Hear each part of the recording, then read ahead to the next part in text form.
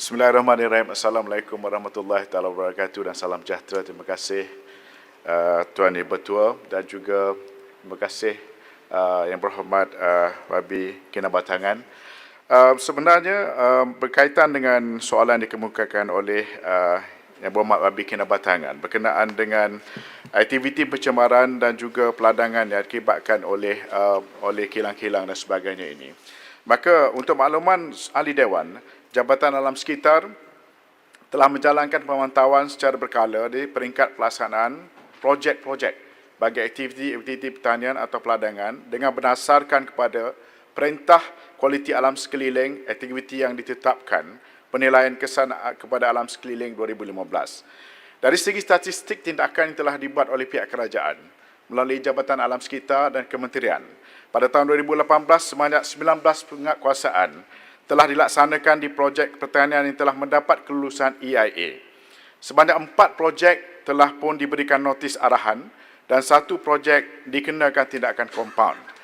Pada tahun 2019, sebanyak 19 penguatkuasaan telah dilaksanakan di projek pertanian yang telah juga mendapatkan kelulusan EIA dan sebanyak 8 projek telah diberikan notis dan arahan dan juga 2 projek dikenakan tindakan mahkamah.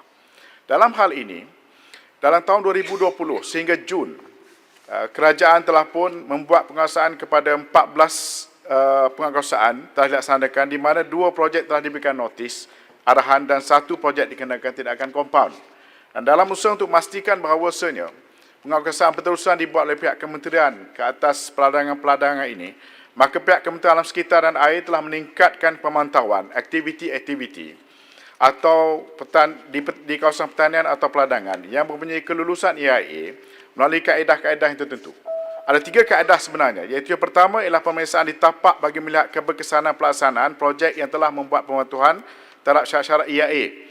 Yang kedua adalah mewajibkan penyediaan orang yang berwibawa yang bertanggungjawab dalam pengurusan alam sekitar di tapak projek.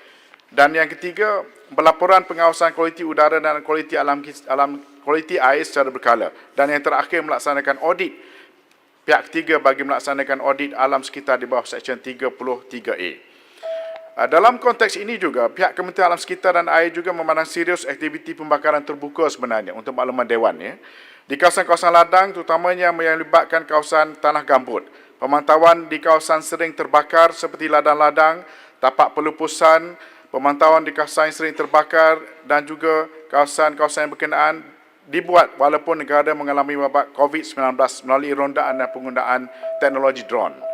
Dan bagi kawasan pembakaran terbuka pada tahun 2019, kita telah mencatatkan sebanyak 178 kes pembakaran terbuka di ladang kelapa sawit yang telah dilaporkan kepada kita, pihak kementerian di seluruh negara, dan kita telah mengambil tindakan di bawah Seksyen 29A Akta Kualiti Alam Sekeliling 1974. Manakala bagi ladang getah, kita dapati sebanyak 29 kes telah pun diambil tindakan.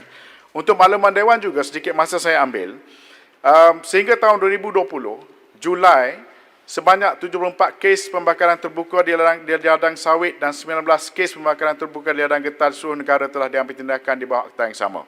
Dan kita perlu faham satu perkara di sini, iaitu selama ini punca kuasa Jabatan Alam Sekitar adalah hanya terhad kepada aktiviti yang tertakluk di bawah Perintah Kualiti Alam Sekeliling 2015. Selaras dengan usaha itu, kerajaan juga telah memperkasakan penguatkuasaan akta, maka pihak kementerian sedang sekarang ini merangka peraturan baru berkaitan dengan parameter bahan tercemar terhadap aktiviti yang tidak tertakluk di bawah EIA. Sekian, terima kasih. Sila Yang Berhormat, soalan Terima kasih, Tuan Ketua. Saya tidak menafikan bahawa kita punya peraturan undang-undang memang ada. Walau bagaimanapun mungkin enforcement ataupun penguatkuasaan kita tidak berkesan. Contohnya di Kinabatangan ini, beratus-ratus ladang serikat memiliki ladang kelapa sawit dan berpuluh-puluh pula kilang kelapa sawit. Malangnya, sudahlah serikat ini tidak bertanggungjawab, mereka menanam sawit di tebing-tebing sungai, lepas itu mereka buang sisa toksid dalam sungai Kinabatangan. Jadi sungai itu dulu daripada jernih, jadi gelap, saya pun tidak tahu. kenapa suddenly bertukar jadi begitu? 560 kilometer sungai telah dicemari. Jadi apa tindakan kementerian? Sebab enforcement penting untuk memastikan bahawa pencemaran tidak berlaku. Terima kasih. Terima kasih Muhammad Kinabatangan. Memang saya setuju dengan apa yang dinyatakan oleh pihak Kinabatangan YB Kinabatangan sebentar tadi, bahawasanya memang aktiviti penghilangan ini kadang-kadang berlaku dalam keadaan yang memang kita sukar untuk dijangka, dan penguatkuasaan kita ini perlu dipertingkatkan dari masa ke semasa.